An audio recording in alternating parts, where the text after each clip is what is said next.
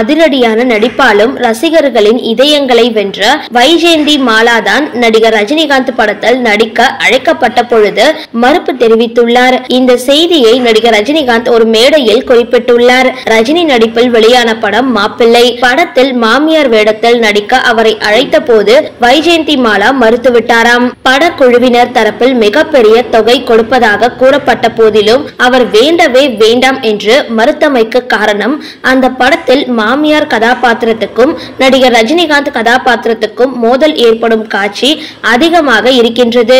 எனவே தன்னால் ரஜினிகாந்தை திட்ட முடியாது என்ற காரணத்திற்காக இந்த பொன்னான வாய்ப்பை மறுத்துவிட்டாராம். பின்னர் இந்த கதாபாத்திரத்தில் ஸ்ரீவித்யா நடித்தமை அதே படம்தான் ரஜினிகாந்தின் மருமகன் நடிகர் தனுஷ், ஹன்சிகா மற்றும் மனிஷா கொய்ராலா கூட்டணியில் ரீமேக் செய்யப்பட்டமை குறிப்பிடத்தக்கது.